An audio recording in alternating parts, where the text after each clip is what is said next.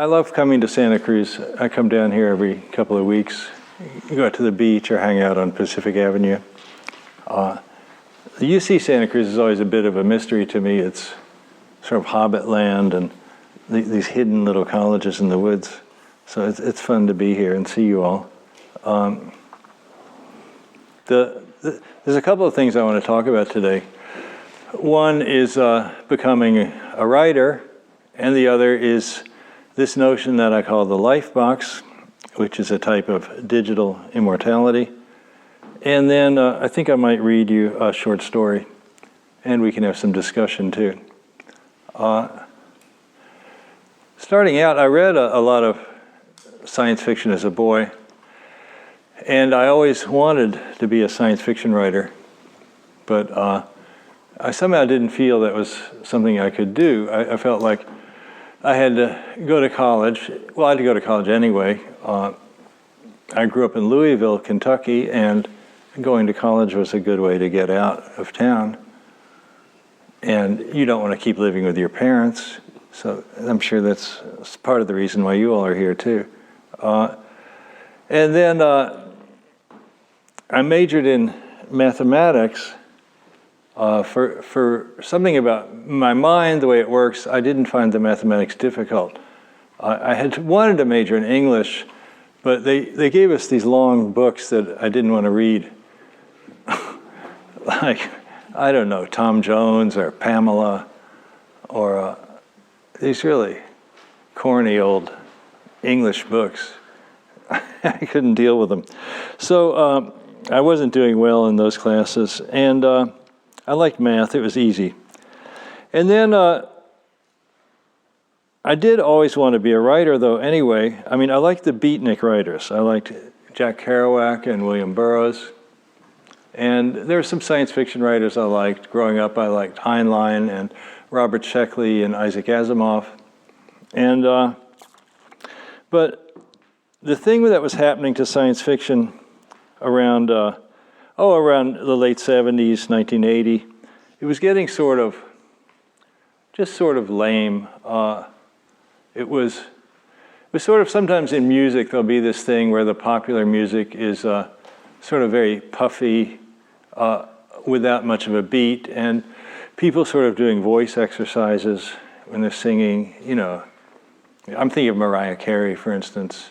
I don't know, sort of, but I'm sure maybe some of you like her, but it's just, the other type of music that I liked was something more like, you know, hard, simple rock and roll.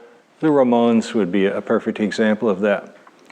And I wanted to write science fiction, but I didn't want it to be puffy arena rock science fiction where the heroes are hereditary aristocrats and they're in the Space Navy.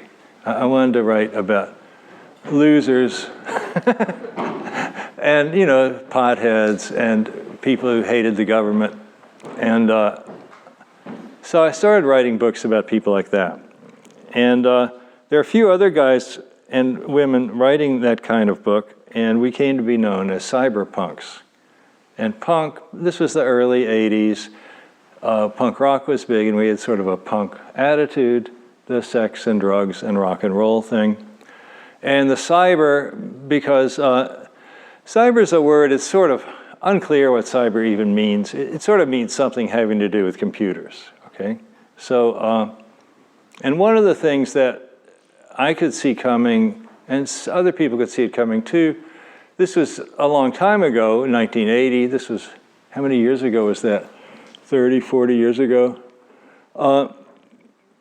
The idea that the computers or the machines that we build, there was some tendency for them to be becoming more like us. And then there's sort of a flip side of the coin. As we are working with machines that are able to act a little more like us, we're maybe compelled to act a little more like machines. So there's this sort of fusion between humans and machines. Now, I got my PhD in mathematical logic, and a question that interested me was whether or not we could ever make a computer or a robot that was like a person. And there was some discussion about it. Some people thought, you could theoretically prove that it was impossible, but those proofs don't really work. What you can prove is if you create a program that's as smart as a human being, you won't be able to understand in detail how that program works. The way you would have to do it would be to let it evolve. So that's one angle there. And so the first novel I wrote was called Software. And this wasn't a word that people used around 1982. It wasn't a word that anybody knew. I read it, I saw it in the Scientific American magazine. Because we remember at that point, the only computers they had were these things, you know, the size of a piano or really the size of half this room, and they'd be in the basement somewhere, and you'd punch cards to talk to it. So it wasn't at all like your smartphone in your pocket. But I'd found out that the instructions for these things were called software. And then I started thinking, well, what if I think, and the idea I'm going to describe to you now is a very familiar idea, but believe it or not, I was the first person who ever wrote a novel about it. Okay, so I don't get much recognition for that. That sort of comes hand in hand with being a cyberpunk. It means you're a despised outcast. Sort of made a career out of that. But the idea I'm getting at is you can think of your body as being, in some sense, like a piece of hardware, like a machine or something.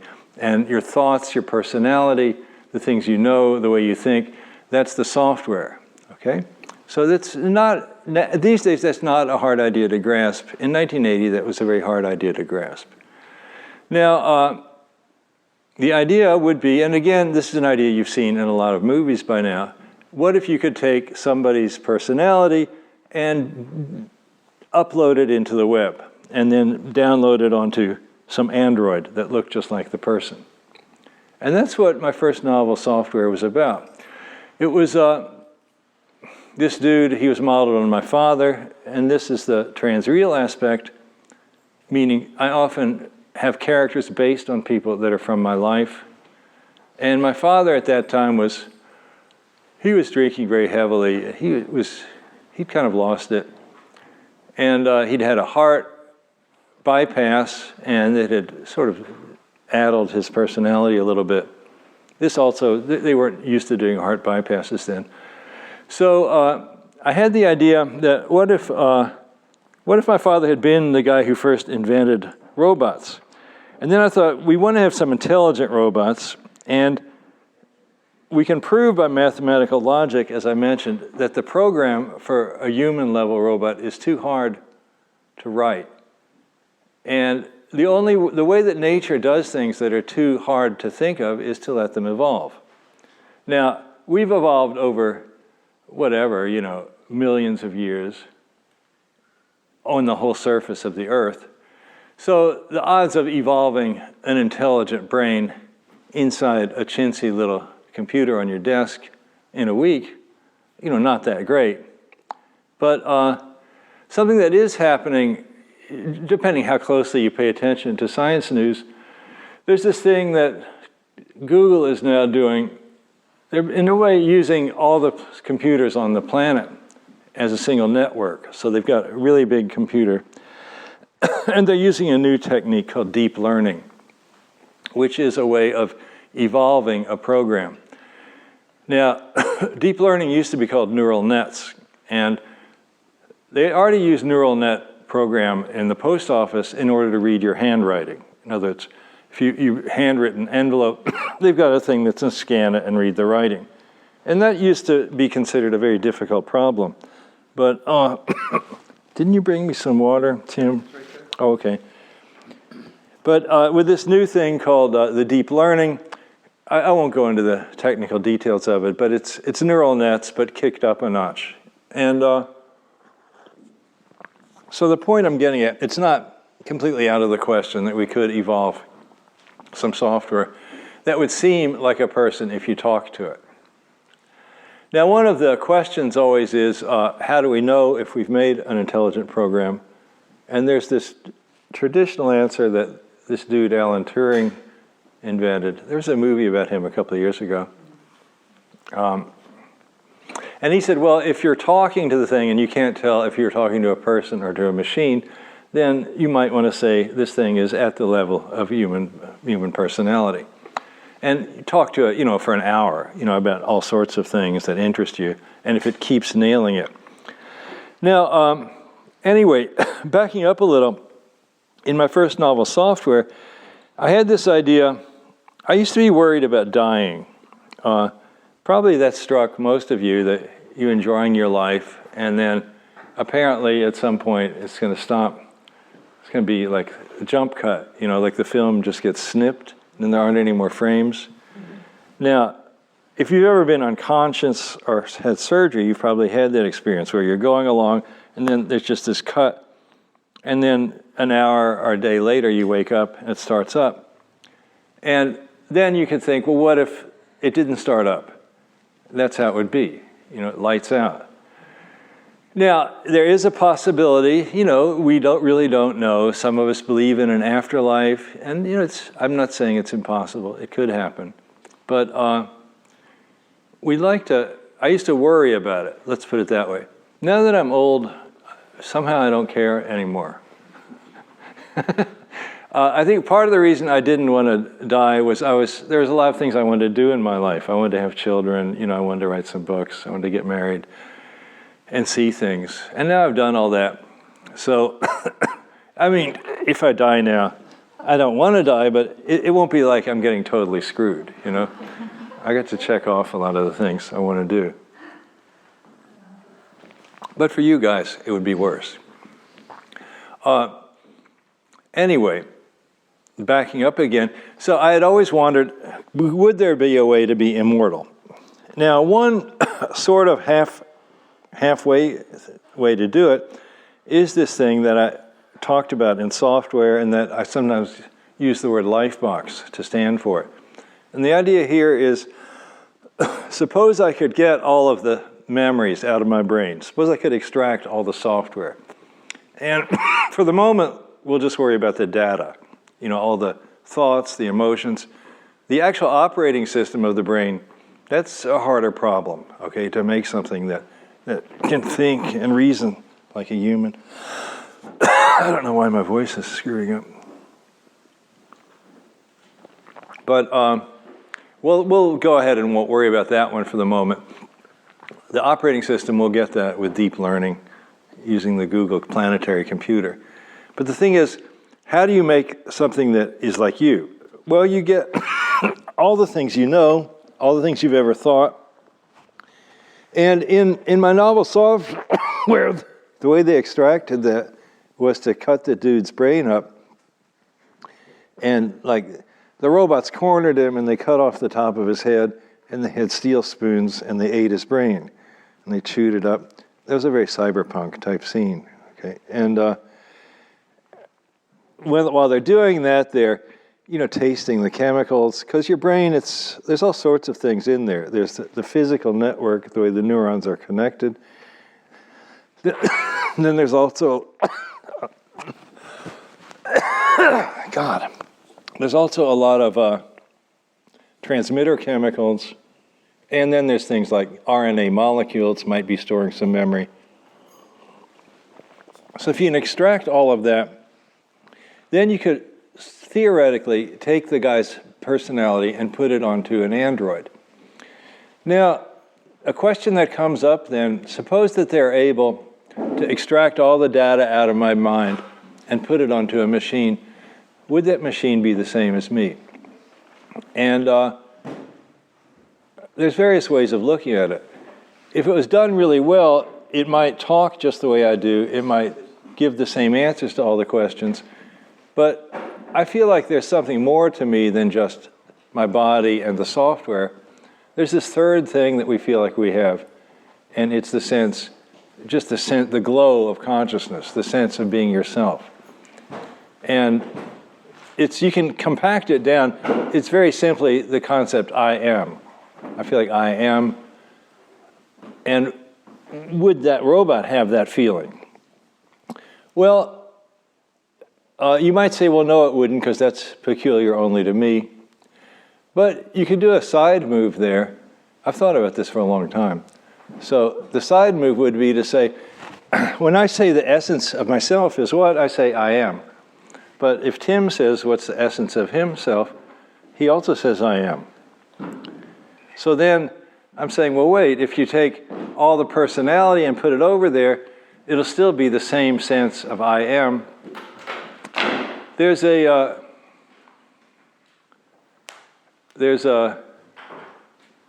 Zen saying, they would say something like, does this stick have Buddha nature? And then the answer would be, the universal rain moistens all creatures.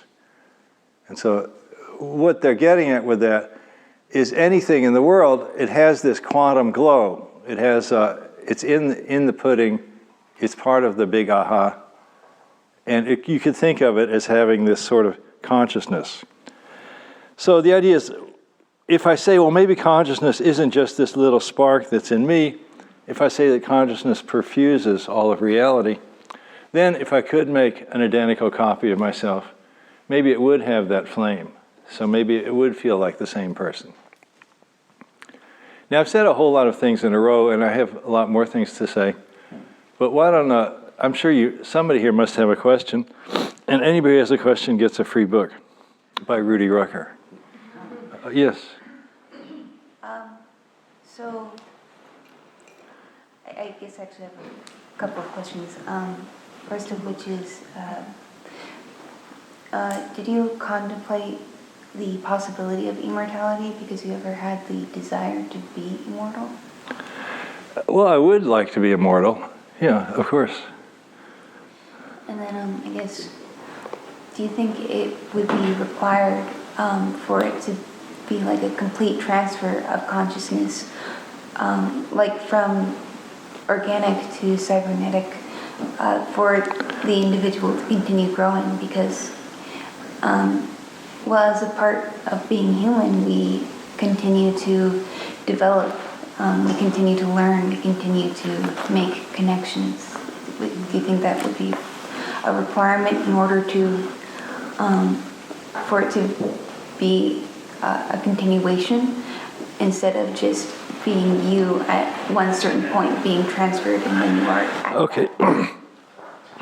I think what you're saying is there could be different kinds of immortality. I mean, the kind that people really, given the choice, they would say, well, I would like to keep on being in a human body, but I also wouldn't want it to get hella old. You know, I'd like to be in a nice 30-year-old body for the rest of eternity. That's, probably the best option. And then these other things, these are like plan B options. You say, well, maybe I could put my personality into a computer. And then, as I say, at this point, I almost think, why bother? But it's something you could do.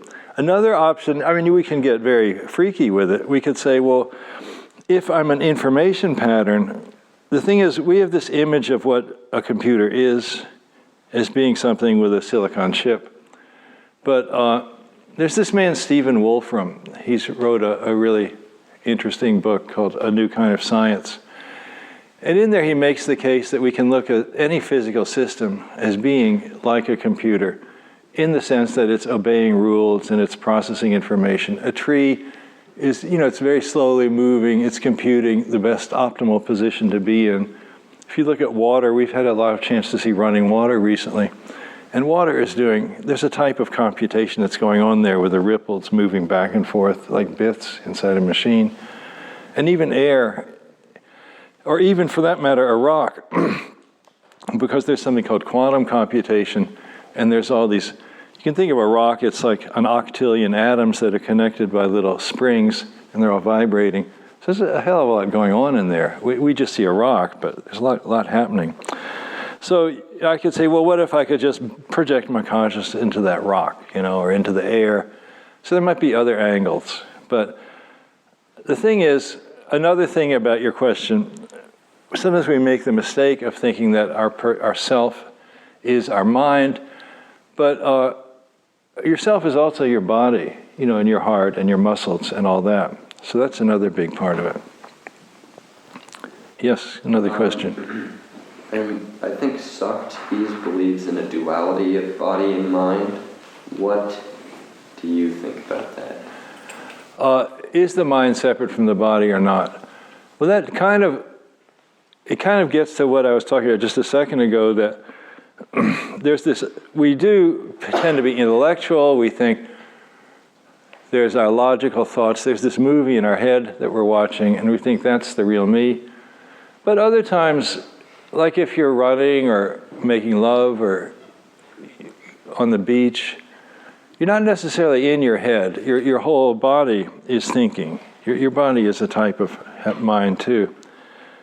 So, but the idea of body separated from mind, that is the image that underlay my novel, Software, and it's what underlay the idea of the Lifebox, that we could peel out the software and put that onto a different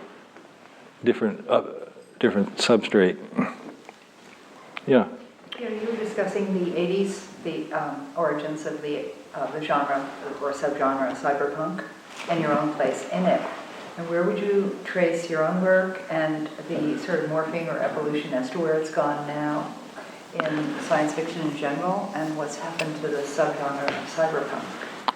Well, you get a book for that. Thank you. This is a book called Transreal Cyberpunk. It's a book of stories I wrote with Bruce Sterling. He's one of the famous cyberpunks. Bruce Sterling, William Gibson, John Shirley, and I were the main cyberpunks. Now, it's sort of, that was a long time ago. The idea of cyberpunk sort of got into Hollywood with the movie Blade Runner. And the whole idea, whenever you see a movie where it's dark and there's rain on the streets and you see the city reflection and robots are killing you and that kind of thing. People are getting high by plugging things into their head. That's a sort of cyberpunk genre. So it's something that sort of entered the mass mind. And so it's still alive in that sense. But it's sort of spread out. It's not particularly that a lot of new writers are writing cyberpunk. So Charles Stross is a writer who's somewhat younger than me, who writes really interesting books that are sort of cyberpunk. Yeah, right here. So you have a whole lot of people who think that the development of AI could mean the end of the world, and that if you were to develop that thinking software that thinks like a human could potentially lead to disastrous consequences and whatnot. But what do you think a self-thinking robot that didn't have a personality placed in it, that developed its own, what do you think it would feel and what do you think it would think? Okay, would you like a book? Sure. Okay. We're running out, so get your questions in soon. Is there a danger of AI? There's a couple of points you raised there. Sometimes there's this sort of Terminator kind of idea that the robots will want to kill us off. I don't think that's actually a logical idea, because I spend easily an hour a day taking care of my computers, my smartphones. You're always upgrading them, and making sure they have the new platform, and you got the upgrade, and charging it. So we already are the slaves of the robots. That's over. That ship has sailed. So they're our masters. But now, the thing is, if the machines get to this point of being self-conscious, what would they think about? What would they want to do? At this point, we don't really feel like they are self-conscious. Just in a sort of low, brutal way of trying to make you unhappy, they're conscious, but like a snake or something, but not conscious in the sense of having thoughts. What would they want to do? Well, generally, if things happen in an evolutionary way, what drives evolution it's the things that manage to get the most copies of themselves made. So they would be wanting to promote themselves and get you to make more of them.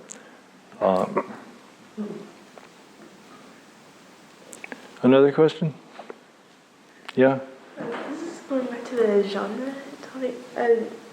The way you describe cyberpunk, it kind of seems different from science fiction, so I'm kind of confused on what's the difference.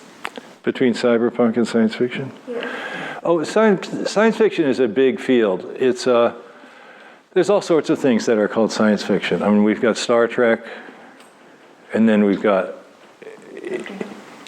Asimov. We've got Generation Starship stories. There's a new space opera about taking ships to other planets. There's time travel books. So it's sort of a really kind of a large range of things that are science fiction. Lots of TV shows, lots of movies. And cyberpunk was one particular kind of science fiction. It wasn't like it was all of science fiction. And in cyberpunk, the emphasis was on near future, something that would happen in the next 10 or 20 years. And it would be usually about people's interactions with robots or with artificial intelligence. And generally the characters would be disaffected members, sort of like punks, so a little bit like that. Like there's a TV show now about a guy, I forget the name of it. He's a hacker and he's always trying to...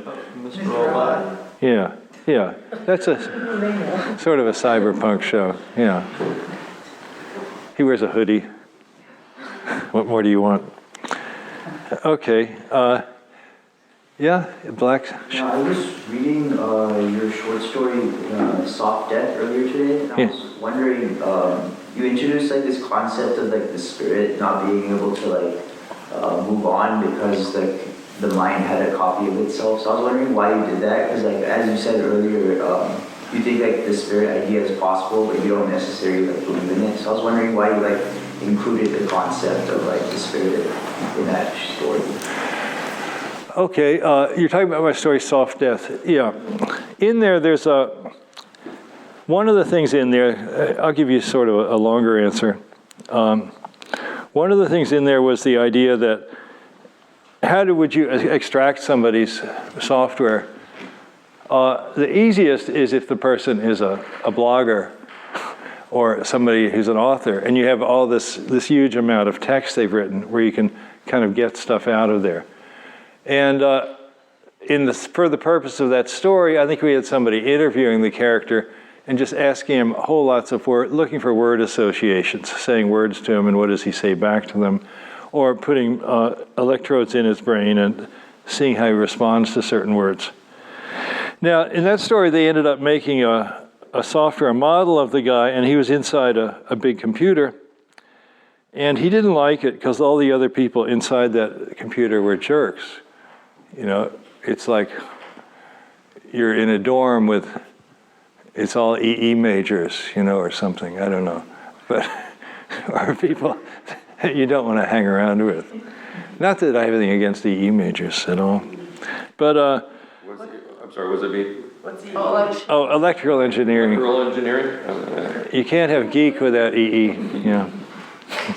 So, and then, but for the purposes of that story, it's like you want to have some sort of twist at the end. And then the twist was that, or ordinarily, if you die fully, in that story, as I imagine, if you totally die, then you sort of shoot out of your body. There's this sort of spark of energy that goes up into heaven, and then you get into something bigger. You know, it's sort of like a religious idea of the afterlife. And then in that story, I was saying he got stuck because he had enough of his mind left in this sort of kind of purgatory-like boring world where you really wouldn't want to live inside a computer for an infinite amount of time. Because sometimes in movies they'll say, well, you could go into virtual reality. But the thing is, if you're honest about it, virtual reality always sucks, you know?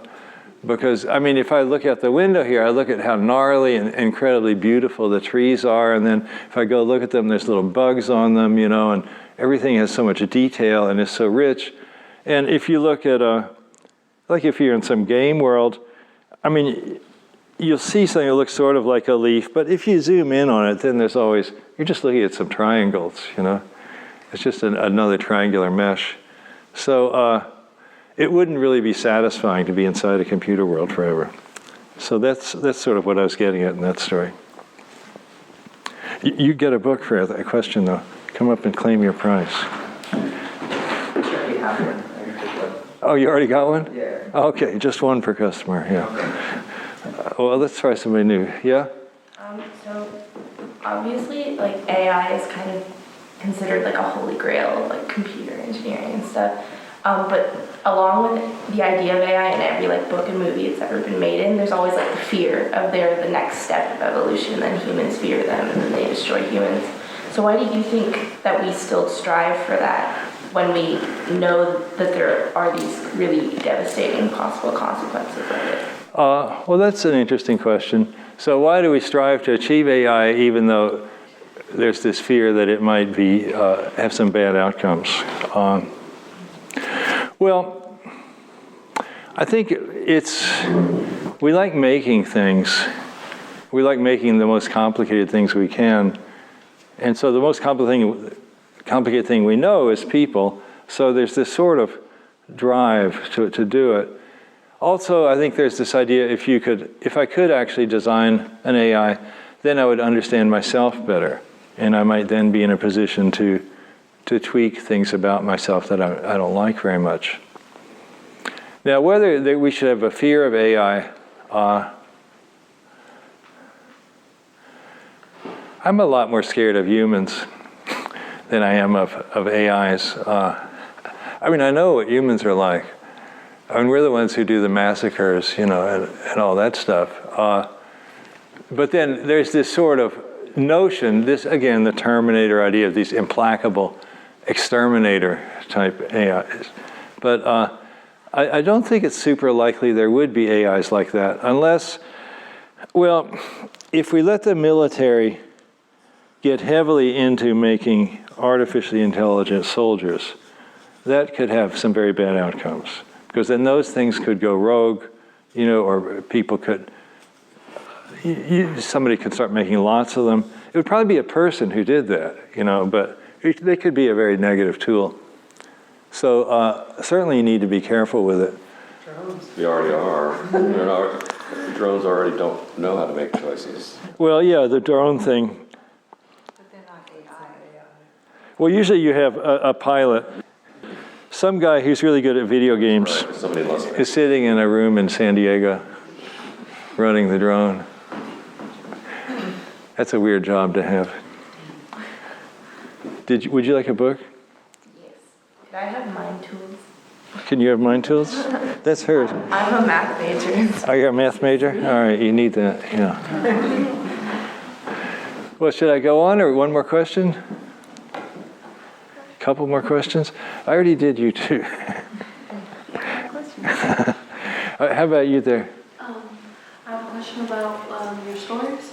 Yes. So besides the like Lifebox and Soft Death, those are the only ones that I know. What was your like favorite that you wrote, or like the best topic that you think that you made relevant? What are my favorite topics to write science fiction about? Like of your stories that you have written, like Immortality. Well, I think I mentioned that I majored in math. So I've always liked stories about the fourth dimension. That's this sort of mysterious idea that you've probably heard the expression fourth dimension, but what it means is sort of this rich science fictional thing you can get into. I also there aren't very many science fiction stories about infinity, and one of my first novels was called White Light, and that was about infinity. And I picked the title White Light because of the association with LSD. Not that I was somebody who was taking LSD a lot, but it just was a cool phrase, white light. And the guy goes to a mountain that's infinitely high, higher than infinity. And so that's very cool. You are the great-great-grandson of Hegel? That's right, the German philosopher Hegel. That's what's touted. Hegel once wrote, I accidentally bumped into it. I don't actually read it. Truth is a bacchanalian revel in which no member is not drunk, is what it said. Bacchanalian means like Bacchus, Dionysus, the god of wine, right? And your writing, it's great. It's great because in which no member is not drunk is a double negative, and Hegel is big on negation. So that's another aspect of it that's really amazing. And I don't know if it makes sense. He probably should have been positive about it. But I wanted to ask you about, you obviously take great joy in your writing. I could see it in the way you read that. And that was maybe the most interesting thing about watching you read it. How important it is, let's talk a little bit about being a writer and how important it was for you to decide to go there. You're not, I don't think of you as a math professor who writes on the side, Well, writing was really my main thing. And being a math professor was my day job. I taught at San Jose State for 20 years, 30 years. And initially I was going to teach math there, but then they said, well, you can teach computer science if you want, because we don't have anybody to teach it. This was in '86. There weren't a lot of people with degrees. But the writing, it's my art. I've been doing it my whole life. And I work at it at various levels. I like to pick really nice words, and then I like the sentences to have a nice rhythm to them, and then I like the images to be fun to look at. There's this phrase that I use sometimes called eyeball kicks. It's an old expression that cartoonists used to use. It's like things that are, just zapping your eyeballs or your mental eyeballs. So I like to have lots of those. And then it's fun to have some sort of story in there with a little bit of a twist in it. And but do you have a recommendation for young writers and where they might, how do you begin? Where do you begin? Well, you have to start writing. That's the thing. And it takes a long time. And you have to rewrite. I do have, if you go online to my website, rudyrucker.com, you can find a link, rudyrucker.com/writing. And I have a little, now and then I've taught writers workshops, and I have some notes there, advice on how to write. But the thing with writing, it's a practice and rewriting. And also the thing is learning to write in your natural voice. Sometimes people, as soon as they start writing something formally, then they try to use a vocabulary that's not like they would talk. It's much better if it sounds like the way you talk, almost always. In our book, The Technical Reader, some of you have, you're mentioned a couple of times in that book. And in one case, it's in, a woman named Kramer wrote it. I can't think of her first name. Anyway, I can't think of her first name. But she mentions, she's quoting someone else, Ben Hart, who's also a thinker about sci-fi. And he's really into hard science fiction and making that distinction. And she's really making that distinction about hard science fiction and talking about other science subgenres as, and Ben Hart says they're deboned. They've taken the science out of it. They're not as intense as they should be about the hard sort of subject matter. Instead, they go off toward mainstreaming, let's say, something like that. So what do you think about that controversy that there seems to be in the genre about who's pure and who's not pure, which is always true of every genre and everything. It's always arguments about purity and all of that. Well, I think, to me, it's important, and this is something a lot of so-called hard science fiction might lack. I think it's important to have characters that are like actual people you would know, that are, they have a kind of a rich personality, and they're sort of funky. I always try to create characters that you're sort of curious about what they're like, and to give them emotions and so on. So that was a weakness of, there's, certain kinds of, I don't know, like sometimes the characters in a movie like Star Wars or even Star Trek, they tend to be a little bit thin, the personalities of the people there. There's certain quirks they have, but there's not this free sense of having a rich personality. And so I don't think it should be just all about the science. At least that's not the kind of science fiction I like to write or read. But on the other hand, I do think, I do like to have some actual there's different levels of putting science in. You can learn buzzwords, like I threw in some buzzwords here, so it sounds like science, even though it's all bullshit, but it sounds like it might be true, So I like to do that.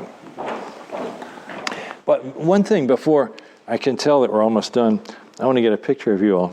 I want to ask you, I did notice in that story the teleporter moment, and you talk and everybody should read the website and look at this stuff. It's really interesting. It's quite a resource. And smile while you're sitting there. Right. And you talk about tropes of science fiction. A trope is a common way of exploring an idea in a particular art form. Yes. And you mentioned gnarly, and I think that's one of your tropes, to tell you the truth. And I would say teleporting is probably one of something you think is one of the common tropes of science fiction. In other words, it tends to come back to things like uploading the consciousness, things like that. So maybe a moment about that. Well, there are these certain things that science fiction writers write about over and over: time travel, artificial intelligence, telepathy, teleportation. And why do we care about these things? Why are we so obsessed with these things?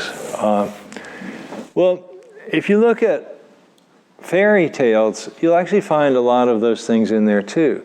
I mean, there'll be like the magic cloak that makes you invisible, or the magic shoes that can let you fly from one place to another. And I think these things, they sort of represent, I've always felt they, to some extent, represent things in our real life that we would like to have. I mean, we all want to travel more, but it's so hard. And teleportation is the sort of dream of having it be really easy to travel from one place to another.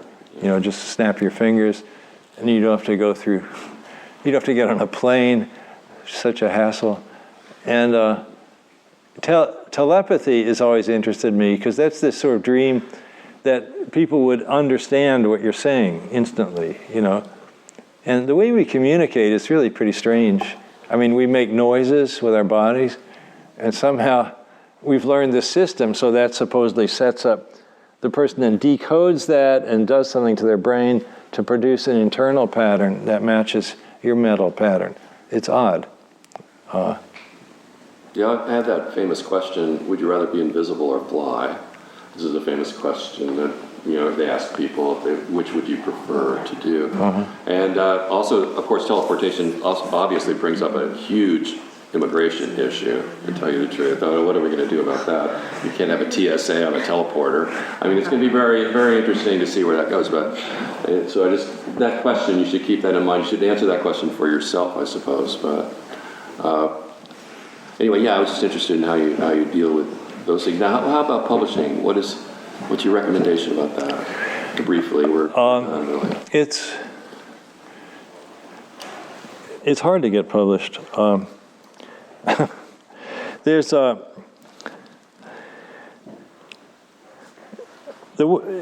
changed over the years. If you find some magazine or online zine that publishes things that you like, then you can get their address and try sending a story to them and see what happens. Publishing a book is even harder. You can get the name and address of the publisher from the title pages and go ahead and mail them the manuscript and see what happens. It's not, if you're just starting out, there's not really that much point in getting an agent, because an agent is not going to really do anything for you if you're just starting. And because then you're just, it's easier to search for a person to publish it than to search for an agent, because then that makes a second order search. It gets hard, it's tricky.